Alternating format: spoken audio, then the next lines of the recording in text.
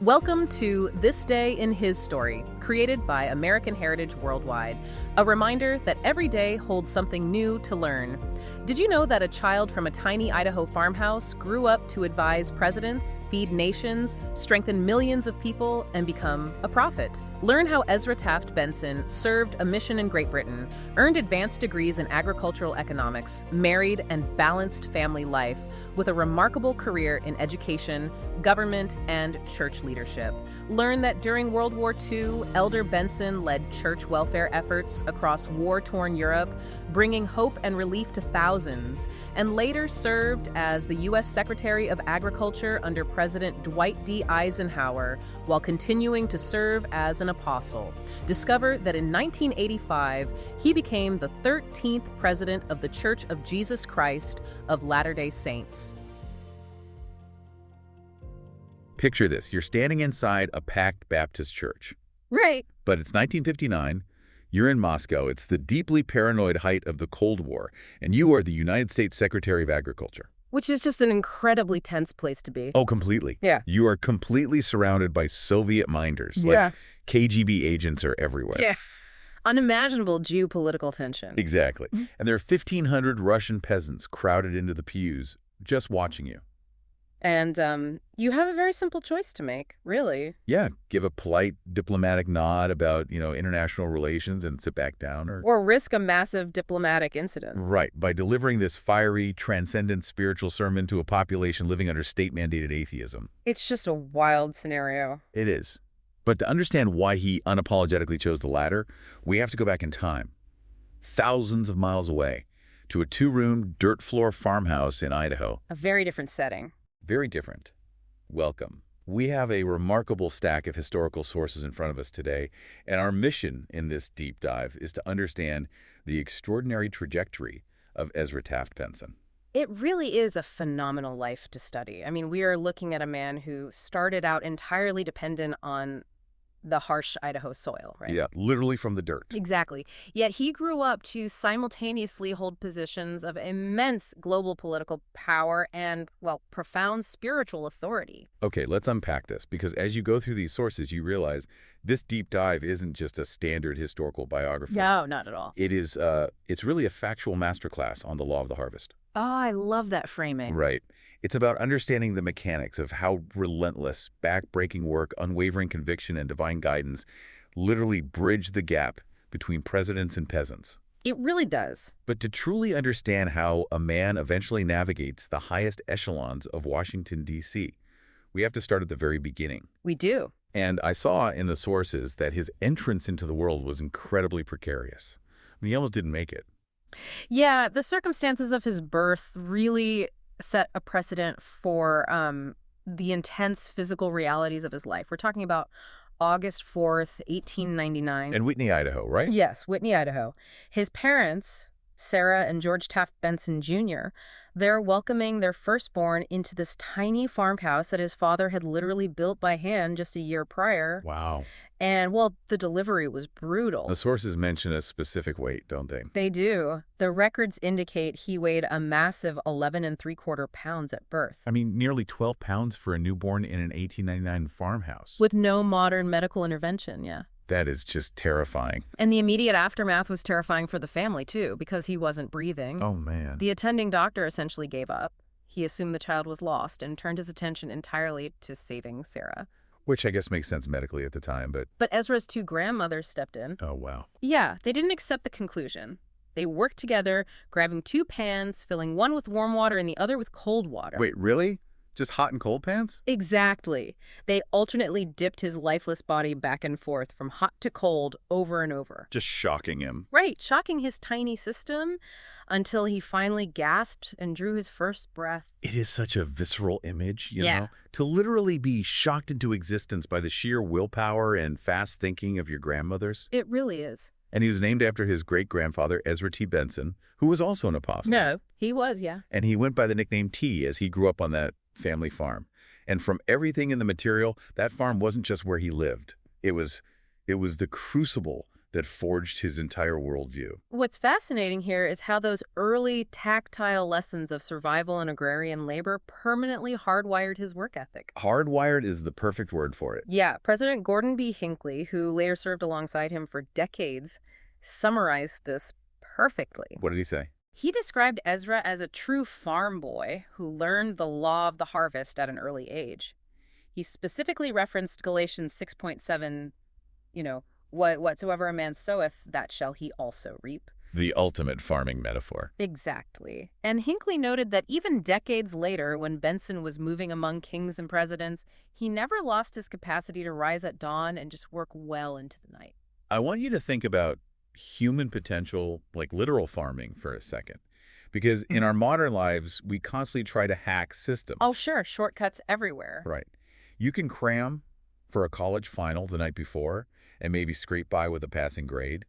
You can pull an all-nighter to finish a corporate presentation. We've all been there. But you absolutely cannot cram for a harvest. No, you really can't. You can't ignore a field of dirt for 6 months, run out there in October, throw some seeds on the ground, and expect corn the very next day. Nature doesn't care about your deadline. Exactly. You have to put in grueling, unglamorous daily work when absolutely no one is watching, and you just have to trust that the yield will come months or even years later. And that's what grounded his psychology. When you grow up entirely dependent on the seasons and your own physical labor to simply keep your family from starving, it ensures that worldly fame later in life never erodes your foundational humility. Because he understood at a cellular level that you only get out exactly what you put in. There are no shortcuts in the dirt. None. And that relentless drive to sow seeds wasn't just about agriculture. It dictated exactly how he pursued his education and even his future wife. Yes, Flora Amison. I saw there was a specific incident involving her driving by the dairy barn, but how exactly did that play out? It's a very revealing story, actually. Ezra is working near the dairy one day, and he sees Flora driving by on her way to get some milk. Okay. And he takes one look at her and casually turns to his friends and says that he has the distinct impression he's going to marry her. And his friends laugh him off. They do. They tell him point blank, she's too popular for a farm boy. Which is such a great moment because it tests his immediate reaction to adversity. He doesn't get defensive or, shrink back. Not at all. He just replies, that makes it all the more interesting. It totally encapsulates his mindset. A challenge wasn't a deterrent. It was simply an invitation to work harder. Right. They eventually met during his freshman year at Utah Agricultural College, which is now Utah State University. But true to the law of the harvest, their relationship required immense delayed gratification. Yeah, their courtship was put on hold when Ezra was called to serve a mission to Great Britain. And then she leaves too, right? Yeah, a year after he returned, Flora accepted her own call to serve in the Hawaiian Islands. So they were choosing years of separation, voluntarily prioritizing their spiritual commitments over their immediate desire to start a life together. Exactly. But the yield eventually arrived. Yeah. Ezra graduated from BYU, and they were married in the Salt Lake Temple on September 10th, 1926. And from there, the academic rigor he puts himself through is just staggering. He really is. Shortly after getting married, they moved to Iowa so he can enter a Master of Science program in agricultural economics at Iowa State. And he pushes further, eventually earning a PhD in Ag Econ from the University of California at Berkeley. Okay, wait. Functionally, how is that even possible? It's a lot. I'm looking at his timeline, and he is pursuing a master's degree, a PhD at Berkeley, working high-level jobs, eventually raising 8 children with Flora, and simultaneously serving in major church leadership roles. 8 kids, yeah.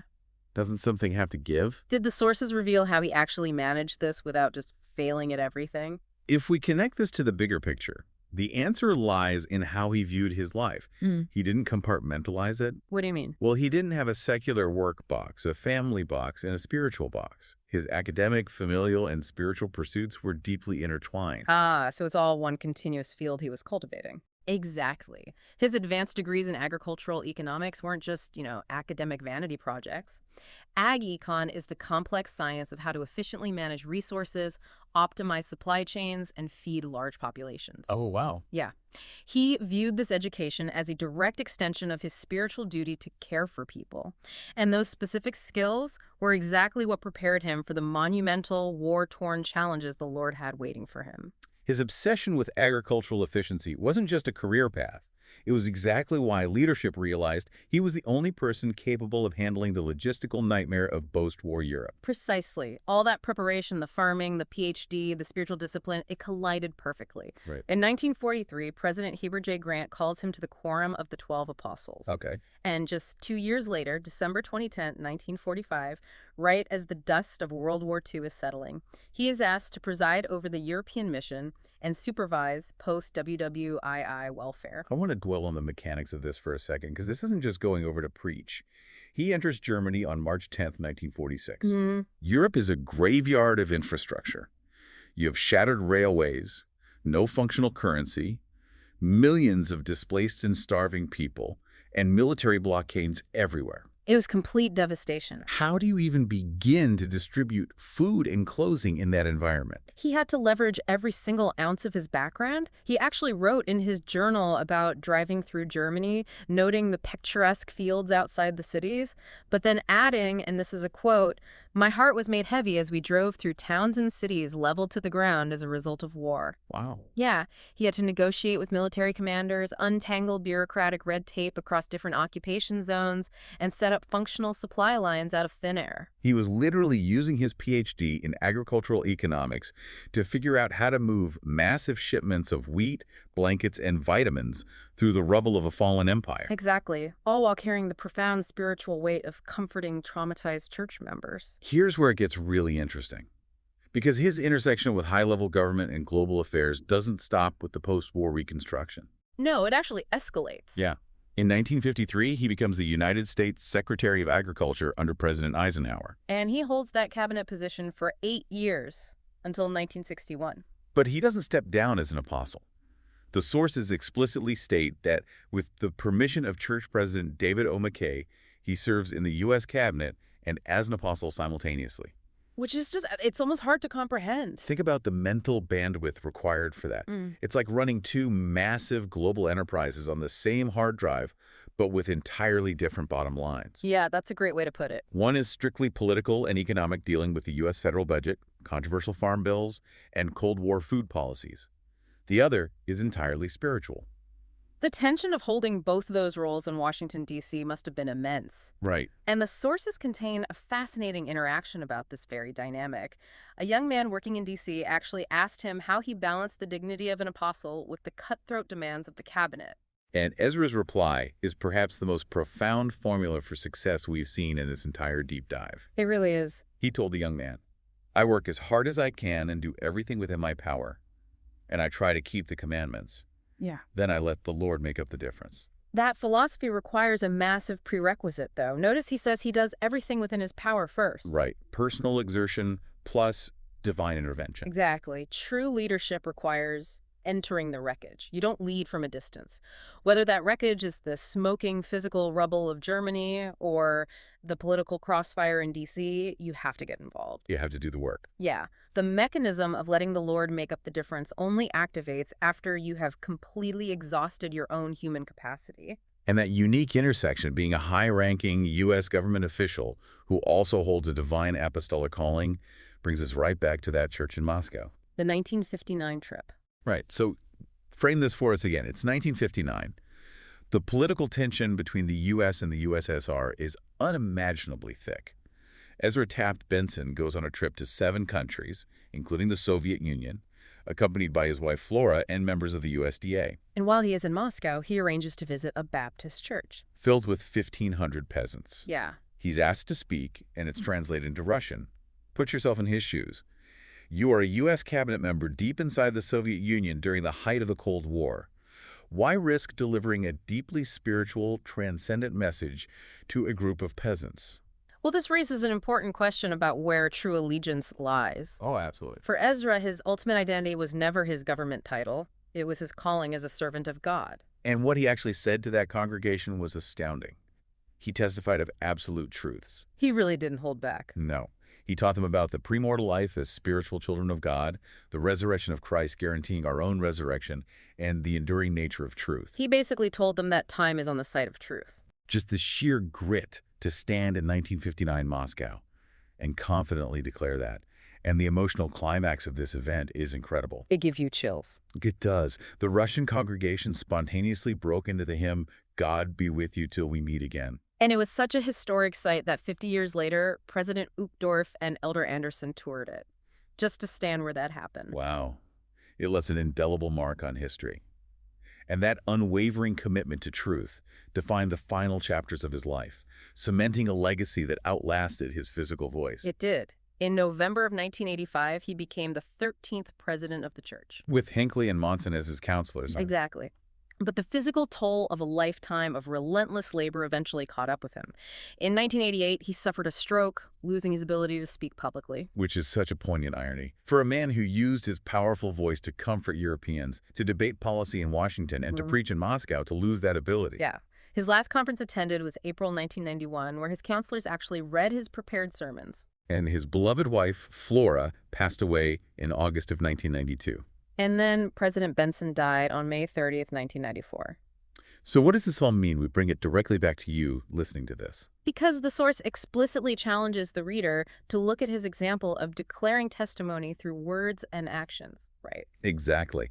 Ezra Taft Benson's life wasn't just a series of historical events. It is a literal roadmap of the law of the harvest.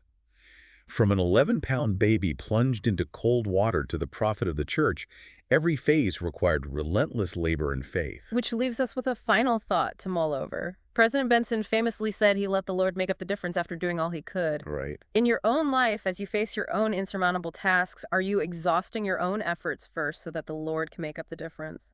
Where are you planting your seeds of influence today? A powerful question to walk away with. Take that question with you, keep planting those seeds, and thank you so much for joining us on this journey. We will catch you on the next deep dive. Thank you for joining us for this day in his story. May the lessons of yesterday inspire you to see God's hand today and to play your part in his story now. For more faith-based learning, visit ahsworldwide.org, the homeschool for faith and family.